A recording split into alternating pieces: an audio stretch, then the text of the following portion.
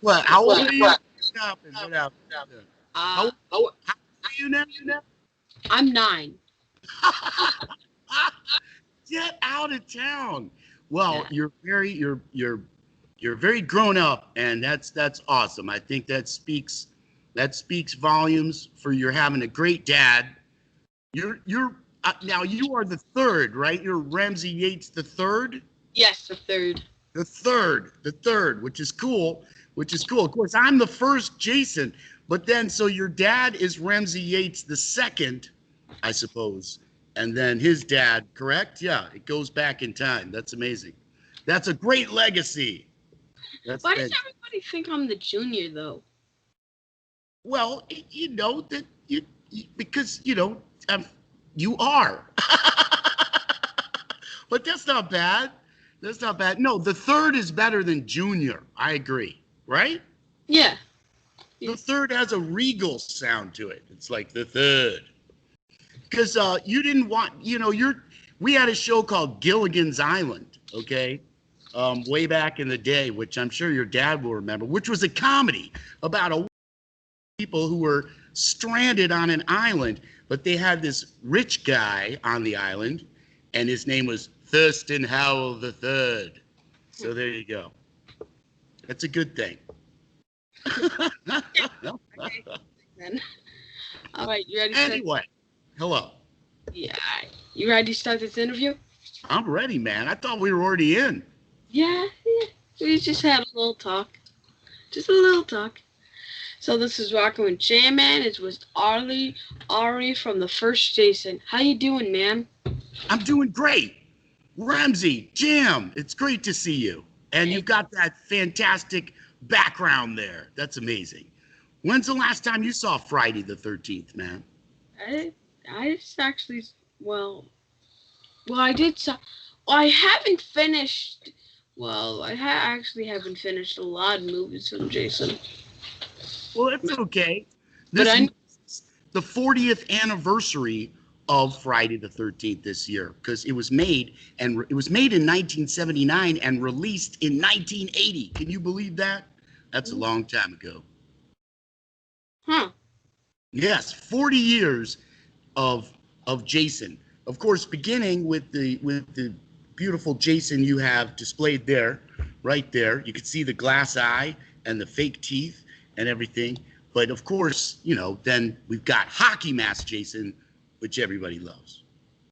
Yeah, Hockey Match Jason is like. There you go. Hi. Oh, Like, I don't see anything weird about. The only thing is just that his skin is like darkish, but it's just like it doesn't look fake at all. It just looks like a mask. And so then you're saying it's not. You're saying the hockey mask in itself is not frightening. no. No, it's not. It's not. It's the man behind the mask that makes it frightening. Oh yes. And you got Kane Hodder's autograph right there. That's Kane Hodder. Yes. I think Yeah, everybody would scream if he had his mask off all the time. Yes, there you and go. It looked like this chasing you, so everybody would definitely. There you go. That's me. And Tom Savini did that makeup there. Just Oh. Yeah. How do you like that? So you go by the OG. Shouldn't you go by the OJ? Yeah, originally I said OJ, I was like, I'm the original Jason or OGJ. But then people said, somehow OG became associated with the word original. Now, of course, it was supposed to be original gangster. And there's all kinds of different things. But, now OG kind of means original, so I went with it. But it's only been for the past like 2 years that I've called myself OG. Usually it's just the first Jason. But when we're signing autographs, we try to come up with different new things because the fans love different new things. So they like that one. Some people like it. Yeah, some people. Just some people. See, there's this universe where some people like this new actor stuff. Jump people. Exactly. Where is that universe, Ramsey? I don't know. Maybe in the future, if we get, We're if we gonna get get there. We're what? getting there as every second passes. Hope. Look, we're in the future. Yeah, we're in the future already, but no flying cars. That's a shame. Well, there might be. You never know. Mm. You see all kinds of UFOs up there. Somebody's flying around in a car like George Jetson.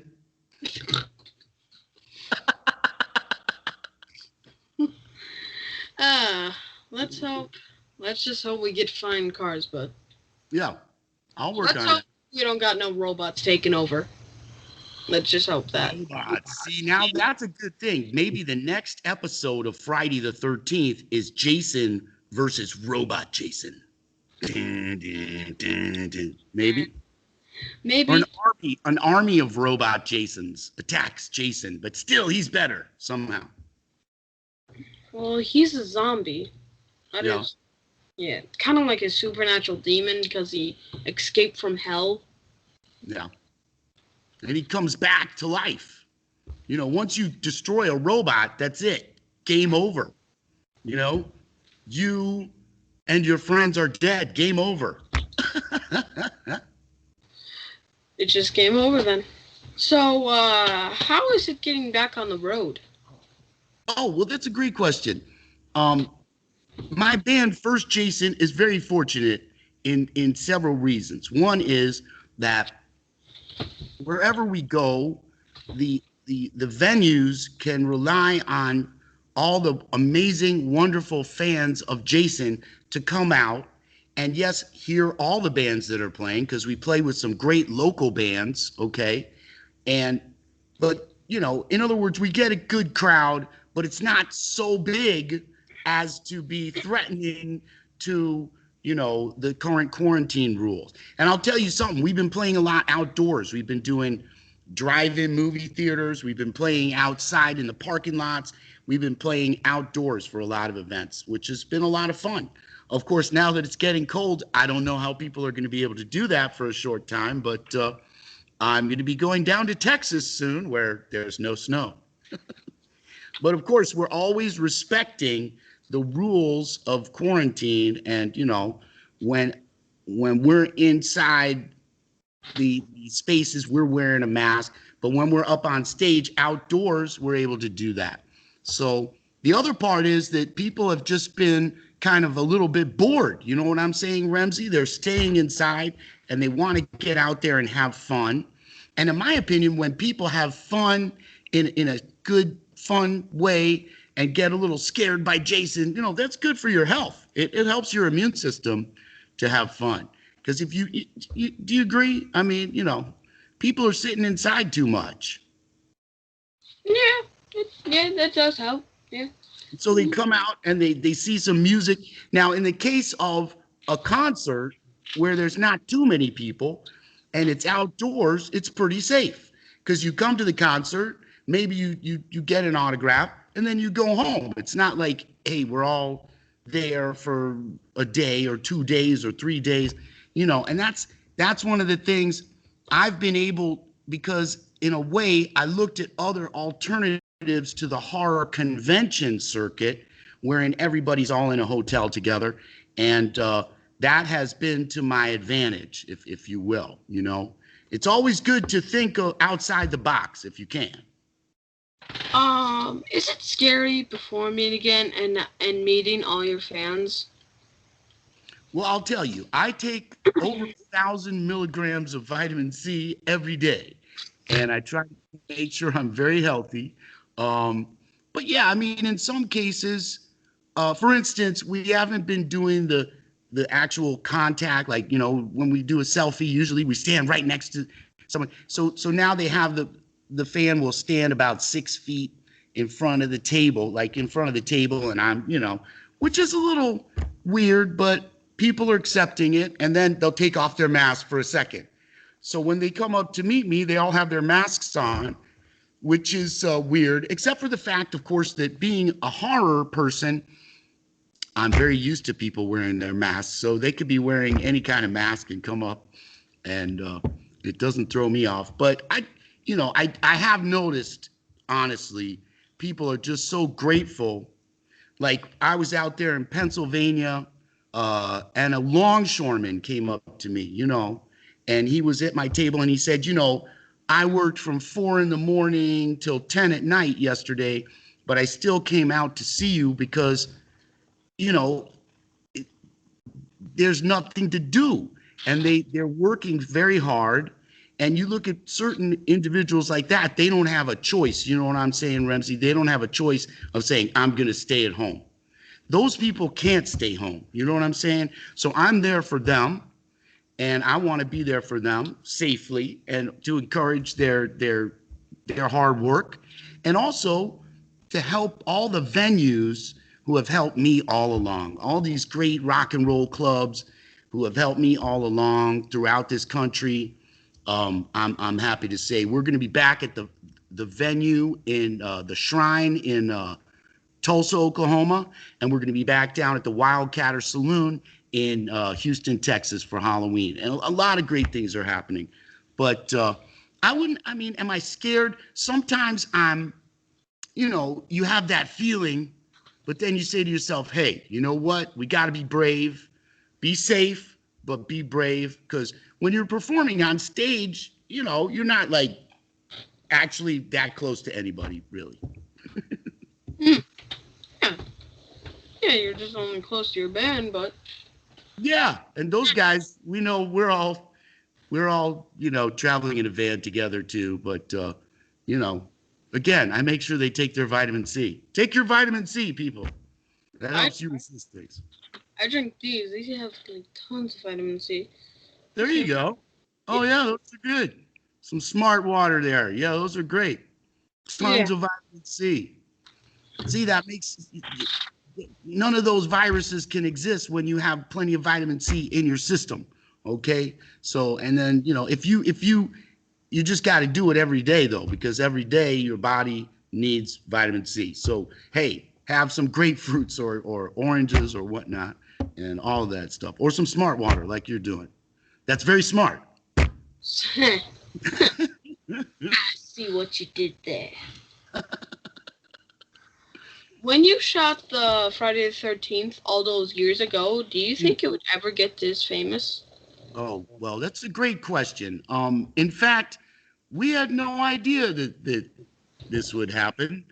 As a matter of fact, Sean Cunningham, the director, was originally doing a comedy about a bunch of kids who play soccer, okay? But that movie it didn't catch on because back then people weren't really into soccer, This was 1978, the year before. So then he called me up in 1979. He said, we have a new film. It's a new idea. It's a horror movie. And I said, wow, that's amazing. And he said, can you swim, Ari? I said, yeah, I can swim. He said, okay, you got the part.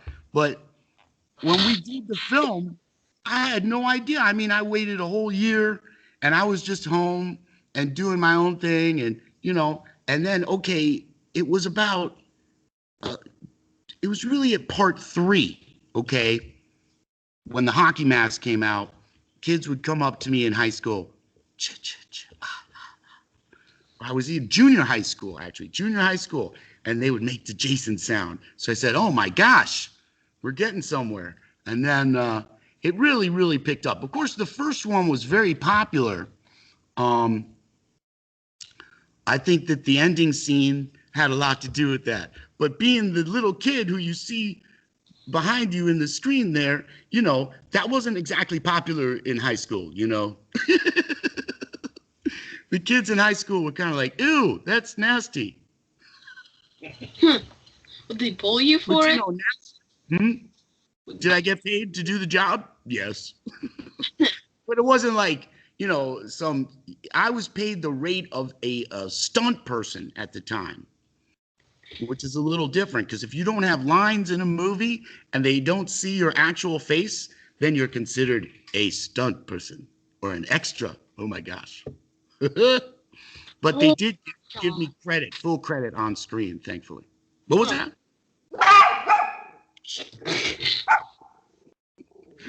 my dog. I only just heard, what was that?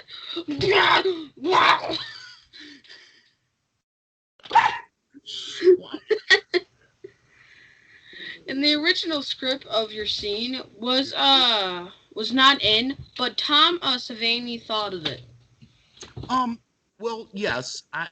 The original scene, the only scene that Jason was ever going to be seen in cinematic history was Jason drowning. And I'm sorry, hang on a second. Was Jason drowning? Okay, Jason was going to drown, and that was going to be the only scene in cinematic history of Jason Voorhees. I went home. It's the scene behind you. I went home, okay, and thought, wow, I was a kid in a movie that drowns. Well, that's it for me and movies. And then Sean Cunningham called me up and said, we've written a new ending. We want you to come back. So they had wrapped the movie in August. They called me back in October, okay? And then they had me come back and do the final sequence. And that's the one where he comes up out of the water and grabs her and brings her. And yes, that script, that whole idea, well, it's kind of based on the movie Carrie. And I've said in public that Tom Savini came up with the idea, but then again, of course, Sean Cunningham and of course the writer, Victor Miller, also claim that they came up with that idea too. So I wasn't there, so I can't tell you. But when they handed me the script, Ramsey, it said Alice's dream. And I said, this isn't a dream. She killed my mom and I'm coming to get her. And they said, no, you're just a ghost in a dream. And I said, no, I'm real. Jason is real. So I think that in the long run, the fans agreed with me that Jason is real and not just a dream, like Freddy.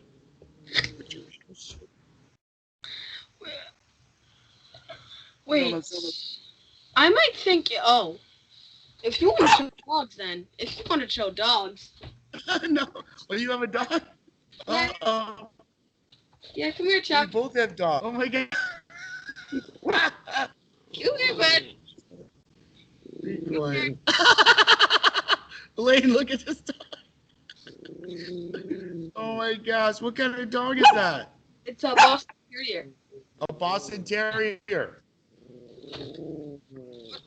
What kind of? This is a Pamawawa, and she rules the house. Oh, what a beautiful doggy. Hello. Hello. Okay. Whoa. Boop-a-doop. We'll have them do a meeting. Skype for dogs. All right, you want to keep the dog now? Let's just go. Okay. Just keep him on scene. You know what? I'm gonna make my interviewing about nobody dogs. expected that, Ramsey, interview. That's pretty unique and different. What's your nervous when shooting your scene? What was your, you were nervous. Were you nervous at all shooting your scene? Well, I heard... The first one, when I drowned, in the one in the background there, well, when I was a kid, Jaws came out, okay? And I used to go to the beach with my mom and dad, and they would be eating their lunch on the beach, and then I would go in the water. I'd be like, ah, the shark is killing me. Ah! And they would be like, Ari. But then eventually they figured it out. But every time we went to the beach, I would still pretend like I was being eaten by a shark. So at that point, my parents were like, oh, Ari, But so then when I did this scene, I thought to myself, oh, I'll just pretend I'm being eaten by a shark. And that's what I did. That's exactly what I'm doing. I'm pretending to be eaten by Jaws as I go down like this. And okay, when I did it, they were like, that's perfect. One take. That's it. And they literally took the cameras, and I was still just out in the water. I'm like, hey, where did everybody go? Where'd you guys go? I'm just in the water. Man, this is like a pretty good achievement. Oh, thank you. One take. Only one take. You are a legend. Thank you. Legend. Thank Like, you. I feel, you know, I'm the goat of Jason's, I guess. what do But you know, all the other Jasons did amazing work too. I have to add. I'll just add. what do you think would happen if they met? Like, second part Jason was first part Jason.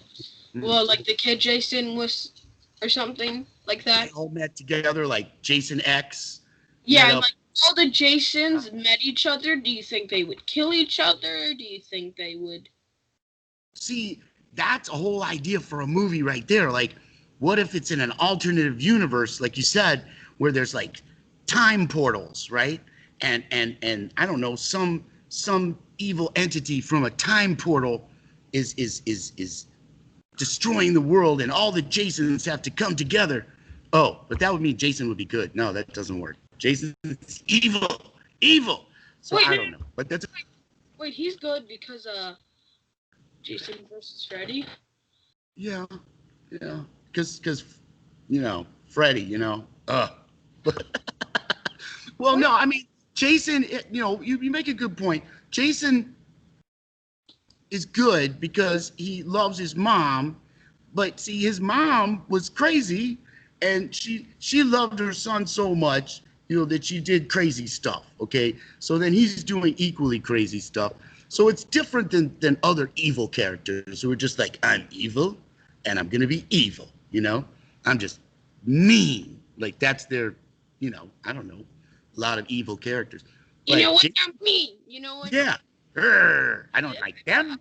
I don't like any of them. I'm gonna eat them up. That's a lot of like Leatherface. I don't know. He's just mean. But he just sees us all as lunch.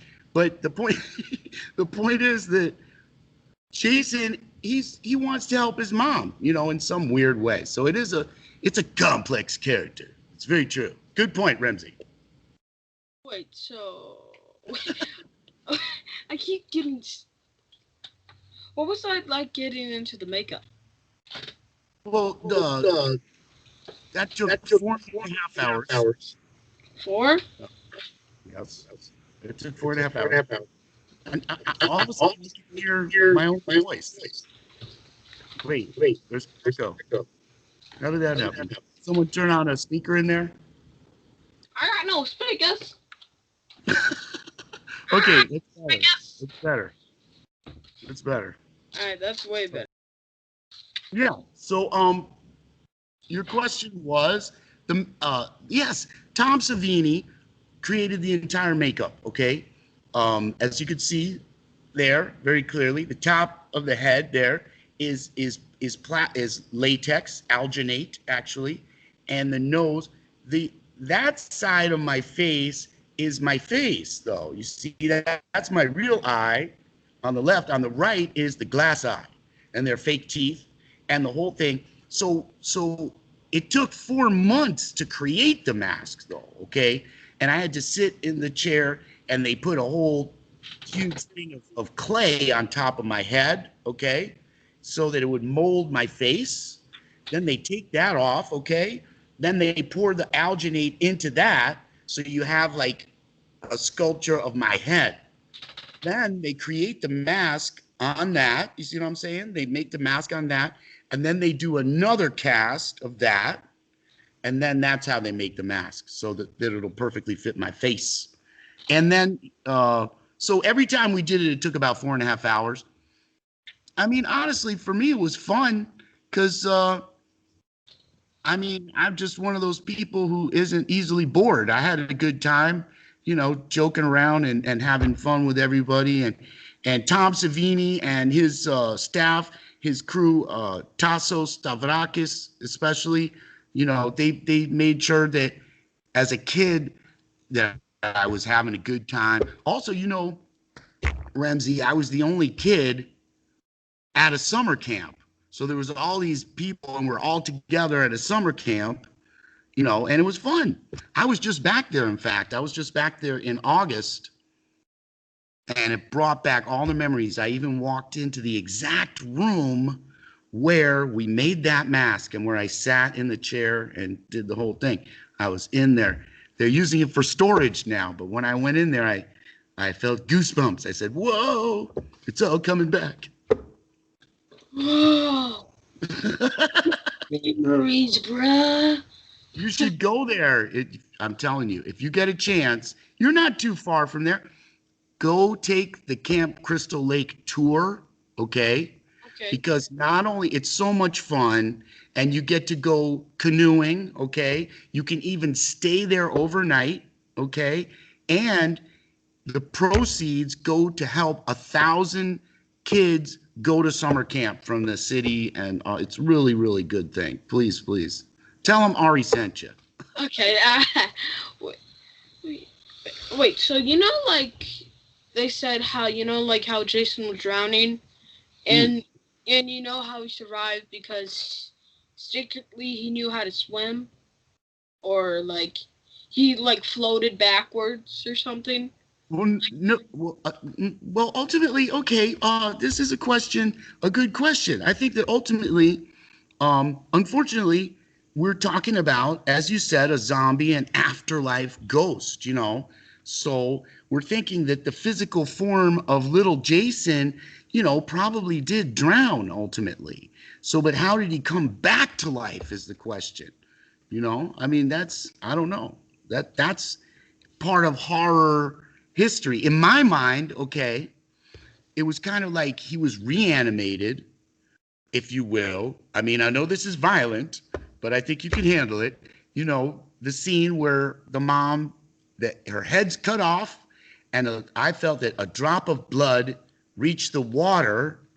And then in my mind, that would mean that the mother could speak to Jason and she's calling out to him through the afterlife, okay? Jason, Jason, don't let her get away.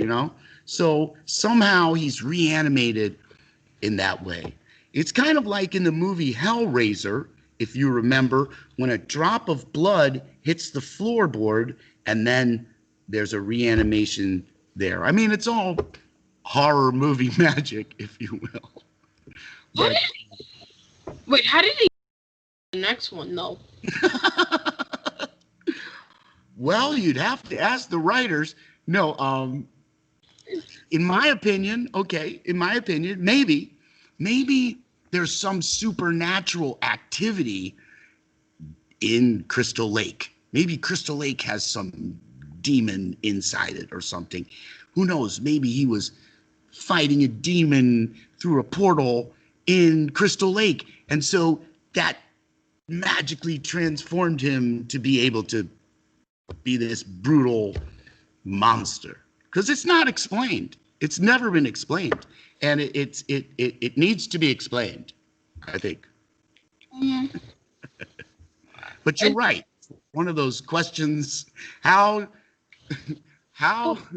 the H did Jason go from being little Ari? Now, it's not that Steve Dash, who brilliantly played Jason in part 2 for the most part, and partially it was Warrington Gillette, but they're both the same height and they're not that much bigger than me. But then later in time, of course, Jason becomes huge. So, you know what? Maybe Jason has a personal trainer. He works out. He's taking special protein. He has a gym. He's down there. Pumps iron.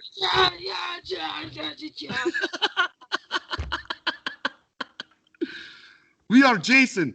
We are going to get you pumped up. You could just see a whole montage of that, Jason.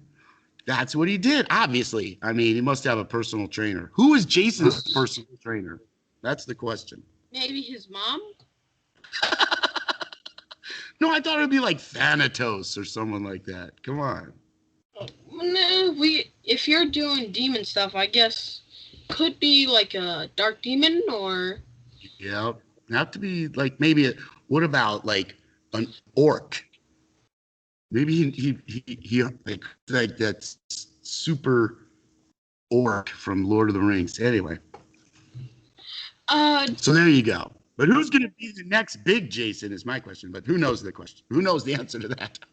Maybe the last one actually. What? Maybe Jason X was actually the last of Jason. Could be. Do you Who ever? knows? What? Who knows? I don't know. I wish I had the answer for you. We do know, of course, Ramsey, there's currently a lawsuit between the writer and the director. That's Victor Miller and Sean Cunningham. Victor Miller, after 35 years, had the right to reinvestigate his royalties. Preemptively, Sean Cunningham started a lawsuit saying he wasn't actually the writer, that he had only been hired. So the, the judge said, okay, Victor's right. But then he allowed Sean to challenge that. So that's where we are now. And it'll just go back and forth in court until something happens. I don't know. So there you go. Did you see Ratchet? Because I want to see Ratchet like showing Pamela Voorhees and young Jason. So the girl, do you think the girl from like who starred Ratchet would be a perfect for Pamela Voorhees? Well, slow down there. What is Ratchet? I missed that. I didn't see that. You know that based on true story about that nurse who was at a mental asylum and she was Angel Mercy. Okay, wait, that's very cool. Okay, you're talking about, it's based on One Flew Over the Cuckoo's Nest, which is a book by Ken Kesey, which they made into a movie starring Jack Nicholson, and the movie has a character, Nurse Ratchet. And so now they've done, you know what? I haven't watched that yet. I'm sorry. But I know the actress you're talking about. She's absolutely brilliant. She's also in American Horror Stories. Yes. And she's genius. And yeah, she'd be good at anything. I mean, to play Mama Voorhees, maybe you're saying? Sure, yeah. Yeah, Voorhees. Yeah, Wow, that's a great idea. Wow. like Don't when don't tell anybody about that idea. Go sell it in Hollywood. no, when my Go fans are sell going to that see it, they're going to steal my idea. My fans are going to steal my idea. idea. No, actually, that's a very good idea. I could see that. I'd say if they were going to cast her right now, that would be a great choice. And there's all kinds of things, you know, we'll see where it goes. What I've heard is that Victor has now won the rights to the first Friday the 13th, not the rights, but he's been able to reinvestigate his royalties on the first Friday the 13th, but that doesn't include Hockey Mask Jason. It's just that Jason, me, it's just little old me. So we'll see where that goes. It's very likely that they would investigate a character of Mama Voorhees. You know, that would be a great idea. Who knows? But I tend to just love to keep away from big movie house stuff. I do a lot of independent films. I'm happy to say there's so much politics involved with big movies, and you know, whenever I get to be a part of it, I'm honored, and but I don't know all the gossip about that. I wish I was more informed and could tell you the scoop. Um, do you ever think about Tom making a new Jason mask to use with your band? If they do, I would want to become a producer and get a cut. To Tom, okay. Well, I did. Now he did one for Corey Taylor. He did a mask for Corey Taylor. Of course, I personally on stage, you know, I don't like to wear a mask. You've seen my whole on stage thing. It's me with my mustache and vest and my guitar, and that's kind of my persona. I wouldn't wear a mask on stage. We do have these really cool masks. I don't know if you've seen them. The Flash. Did you see the flashing Jason masks? You saw those, right? Yeah, The well, neon ones. yeah, I don't. I Well, could go, well, this is like a purge one, but is it kind of like this? we have one that flashes. What is that? I can't. It's hard to see. Wow. Yeah, yeah. It's similar. Right. Exactly. It's like that, but it's a Jason mask from this great our friends over there at Neon Culture. So yeah, we use those. But you're saying, okay, so I'll tell you a little story, which is kind of kooky. So I asked certain parties, okay, whether we could do uh if I could appear in the original Jason mask, like you asked, and they said, okay, Ari, we'll do it, but you have to shave off your mustache and you have to cut off your hair. That's what Tom said. Tom said, I'd be happy to do it, but you have to cut off your mustache. I said, I'm not cutting off my mustache. End of story. I want to keep my beautiful mustache. That's right, man. You can't, I mean, I'd feel weird without that. I gotta have my mustache, man.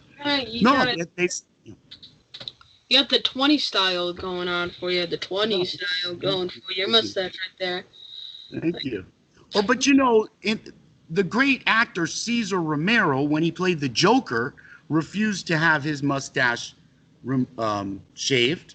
So when you see the original Batman TV series, okay, with Adam West, he's playing the Joker and he's got white makeup over his mustache. You know, okay.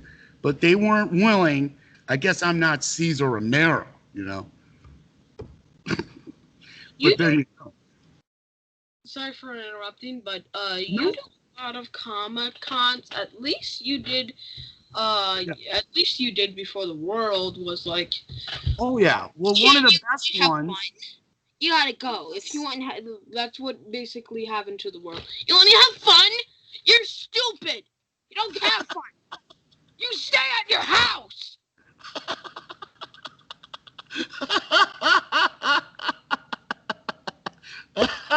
You got me laughing. Stop. Oh. No, no, no, no, no. You know, there's a great convention that's it's up near you guys there, the Niagara Falls, Frightmare in the Falls.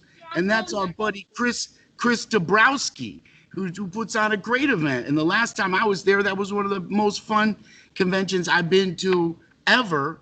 And we were supposed to have First Jason there last Halloween, which is anyway. The point being, yes, and that was a great event, and we got to yeah. I love doing horror conventions, especially when somebody great like Chris Dabrowski is running them, and when you're in a fantastic location like overlooking Niagara Falls. I mean, my gosh, of course. Now, what I think is this, okay,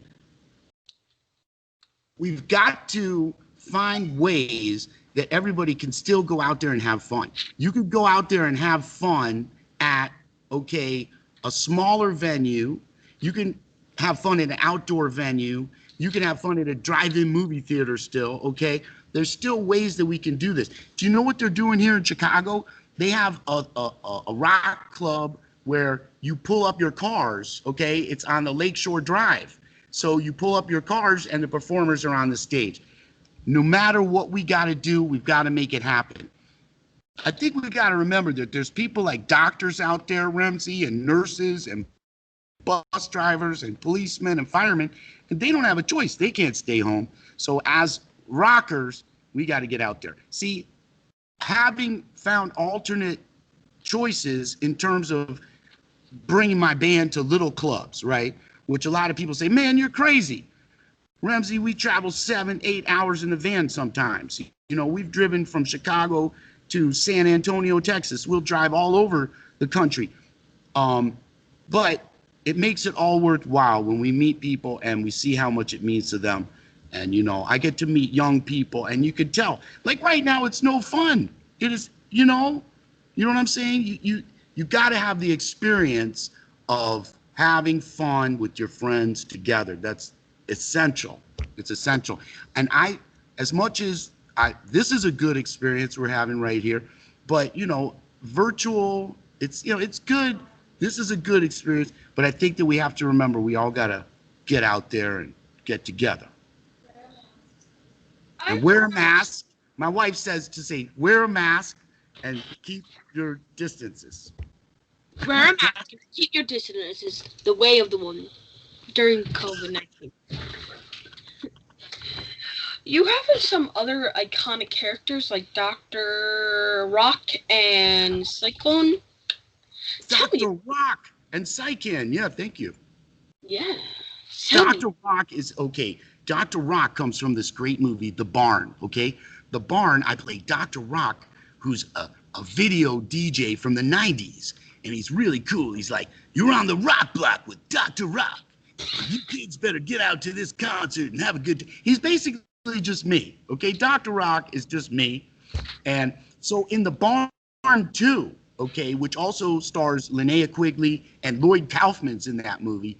In The Barn 2, okay, Dr. Rock isn't just in the TV. He comes out and he's actually doing battle with zombies. I don't want to give anything away, but he has some really great scenes. I'm really, really happy with the way that came out. Justin and his team who directed that are amazing, okay? So you definitely want to check out The Barn and The Barn 2. Another great director is Joseph Kelly. Okay, Joseph Kelly, he did the movie called Clown Motel. Clown Motel, we actually shot, okay, in the Tonopah Desert, okay, in the desert where it at a haunted clown motel, okay? This motel is next to a cemetery where many miners were buried like hundreds of years, like 100 years ago or something, okay? So they wanted to make it more cheerful, so they made it a clown motel, okay? But then it kind of got a creepy aspect to it. So it's a very haunted place, and we shot that movie, and that's where I play Psycan, the demented clown, who kind of sounds like Stewie. He's like, oh, he's kind of, yeah, he's kind of a riff on Caesar. He's like Stewie meets Caesar Romero as the Joker. That's. So is he? So he must be like Stewie. So is he like Brian? He's like, oh, did I come too soon? Sorry. He's like that. Yeah, I can't see his lines though. I can't tell you. He's a little. You know, that movie. You should probably wait to watch that one. That's up to your father, of course. All right. What got you being in a band based on Jason? Oh my gosh! What? Say what now? What was the first part? What made you make a band based? No, this is a good question. See, I was a musician all along. I was even a musician on the set of Friday the 13th, and then I had been working in jazz and I had been working in reggae music. Okay, I worked for Bob Marley's label, Tough Gong Records. I worked for Interscope Records. I toured all over the country. I even toured in Africa. So when I came back to America after doing all that, okay, I met my beautiful wife, Elaine, and we moved to Chicago. Now, somebody sent me a letter, okay? And that letter said, did you sign this photo? And it was the photo you have behind you, that exact photo. They asked me, did I sign the photo? And I said, did I sign the photo? I've never signed any photos. What do you mean? And they said, well, isn't this Ari Lehman who played Jason Voorhees in Friday the 13th? I said, yes, it is. And they said, well, I just bought this for $50 on eBay. And I said, what do you mean? So, of course, somebody had forged my signature. In other words, somebody had faked my autograph, okay? So I reported this, and long story short, this individual returned money to different people. But then I said to myself, gosh, there's a market for this. At that time, I was asked to appear at a Fangoria Chiller Theater convention, which was at the Meadowlands. Okay, Ramsey, was huge. There was thousands of people there. I met Betsy Palmer, and I had my reggae album on the table. And a lot of these guys would come up and get my reggae music, and they thought, wow, that's cool. Jason has a reggae band, but they were all metalheads. So I said, wow, you know what? I kind of used my mind and said, maybe I could do something more metal, okay? Do something more punk. Now, I had a friend who was the drummer for the Cro-Mags named Cleaver, and he helped me a lot. And then when I moved to Chicago, I met the bass player for a band called Macabre. He was called Nefarious. So they're on my first two albums. They helped me a lot. That's Jason Is Watching and Heed My Warning. Those two albums, you know, they came about because I said to myself, I really want to reach out to the fans and hit them where they live, so that they people weren't exactly into reggae music on the horror scene. So, like I like to say, every horror fan isn't a metalhead, but every metalhead is a horror fan. So horror and metal go together. And, it's been years now, and I'm very, very fortunate that the metal community is so open-hearted and has given me time to kind of get my voice. We're now working on our fifth album, Interslational. The fourth album, Lord of the Lake, got a lot of attention, especially the video, Voorhees is the name, and Kill for Mother. Then I was asked to sing on an Ice Nine Kills track. So Ice Nine Kills has millions of fans, whereas we have thousands.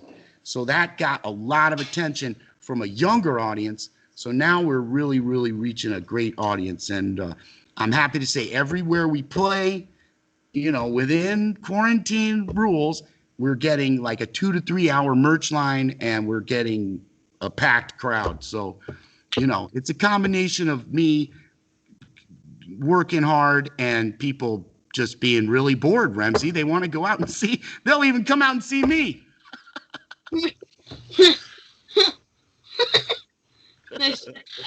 Nice pun. Pun intended. Yes. How did you come up with some machete guitar? Again, at first I was just singing. Now it was the bass player named Nefarious. He said, man, you could play keyboards. You should bring in the keyboards. I was at a convention and I saw a big manga sword for a cosplayer. So I said to myself, wait a second. If I take a synthesizer and just duct tape it to that, put a guitar strap on that, that's how I created the first, machete keytar, or, as we call, the key-shetty, as some people call it. Yeah, it might be helpful if somebody's like, I'm going to beat you up, or like you can actually defend yourself with it. Like, exactly. Yes, exactly. There might be some of that coming up in the barn too. I don't want to give anything away, but you might have. Yes, but yeah, it's multifunctional. Exactly. It has many uses. This way you could play a song, you could clobber fans. You can also use it to slice, slice and dice anything. You have to. You could use it for gardening. You could play music and do gardening at the same time. It's amazing. Yeah, that sounds cool. Absolutely. How fun! Well, awesome. This has been such a wonderful conversation. You are a very good interviewer. Yeah, I like doing this business, and I also like doing this. I like adding a comedian or like funny stuff into the interviews. So it's not like funny stuff is good. You know what I was watching last night? Young Frankenstein. That is my favorite. I love Young Frankenstein. I was having so much fun watching that. And every horror fan, let's say everybody's getting together for Thanksgiving. That's my recommendation. Everybody get together, put on some Young Frankenstein, because nobody doesn't like. Oh, right. No, don't get together. That's right. Stay apart and watch Young Frankenstein. Well, this thing on Disney Plus or something like that, for like Thanksgiving. So this thing on Disney Plus, it's where you can actually watch it with other people. That's cool. Ah. Oh, that's cool. Okay, do it that way. I'll bet you they have it on there. Oh, what got you into making hot sauce?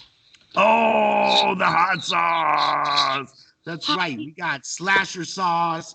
We've got blood of the lake. and we've got the 40th anniversary sauce, 40 sauce. Well, you know what that was? There's a singer who I know. He sings for Dave Ellefson, and his name is Tom Hazard, and he's a marketing genius. He's helped me with a lot of crazy stuff here and there every time, booking us up in Green Bay, and but so anyway, he had a friend who has this company, and they're located out of New Jersey, and they do hot sauce, Gemini Crow hot sauce. So they said, we want to do a hot sauce with Ari. So we put together some ideas. I came up with this idea, slasher sauce. And then we came up with the first label, okay, which has my mustache on it. But then it was like a Jason mask with my mustache on it, like the Pringles guy. Then we moved on to other labels. I don't know. It just got to be very popular. It's all natural. Ghost pepper sauce is the first one. And then we did a red habanero sauce, even more popular. The one we just did, though, is so hot. It's made with the extract, okay, of cayenne. So you better watch out. But you tell your people they can contact me if they want hot sauce. They can. We'll send them out some super spicy hot sauce. What about your tour with First Jason and Elfson? First Jason and Elfson. Elfson. Oh, Ellefson. Oh, Yeah, Elfson. There is no tour. Unfortunately, I would be so honored to tour with Dave Ellefson Band. But we're totally in a different style. First Jason is, we're horror rockers, and so we're looking at all kinds of different bands to work with. We have an opportunity to work with several big bands next year, but I can't mention that just yet. I can mention that I've been collaborating with Ice Nine Kills. Have you heard Ice Nine Kills? Yeah, Ice Nine Kills player. Dog player. I'm glad. I thought you would like them. So Ice Nine Kills, yeah, they're a big band, and I would say they're kind of like the up and coming horror rock band. Not that there's many others, but they're doing a lot of great work, and I'm very grateful to be working with them. So Spencer's going to actually sing on our new album. He's going to contribute a track to our new album, which is called Interslational. Have you ever done anything with Tony Todd before?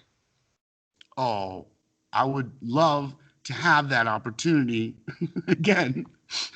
Tony Todd is a class act. He's the greatest.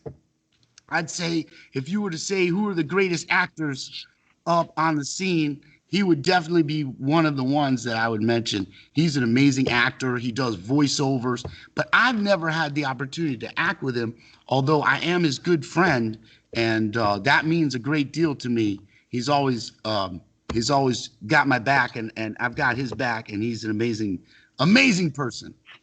How do my followers follow you? My followers. Well, thank you. Thank you for asking.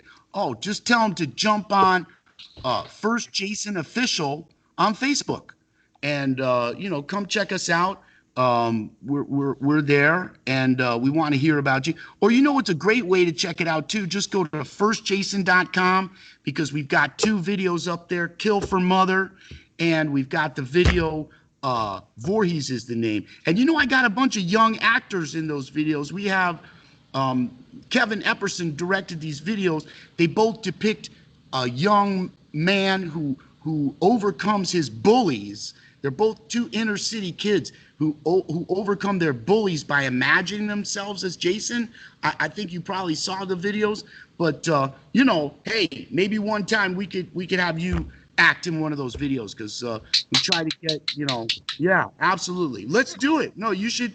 We would be honored, and let's see if we can't do that, because if you look at both of those videos, you see there's a bunch of young actors and people who came out, especially in the one called Kill for Mother, and those were shot right here, right at this center, and just we'd love to do that. But yeah, tell everybody to check out firstjason.com. And this has been a great interview. You are a fantastic interviewer. I'm sure your dad is very proud of you. He is. He really is. And he's right here right now if he wants to say hi. Come on, Dad. Come on, Dad. Please. He's free. No, he wants to be on this. Dad, what's up, Ramsey? How you doing, bro? All right. Fantastic. Finally got you. All right, you all have a great Thanksgiving, okay? Oh, wait, can I please say my goodbye? You could sing. I'm not going to go anywhere. All right. Oh, okay. Sing a song, anything. You do your thing, man. All right. So thank you for being on my show. I hope the next time we talk is at the backstage on one of your shows. Peace. Have a happy Thanksgiving. Enjoy your family. Enjoy your wife. And enjoy your dog. Thank you so much. Thank you. Enjoy Take care. Rock and roll. Rock and roll. Oh, please. Yeah. So you hit me up if you want to do that video at all. All right. Peace. Oh, no. You're in the next video for sure. Okay. Thank you. Peace.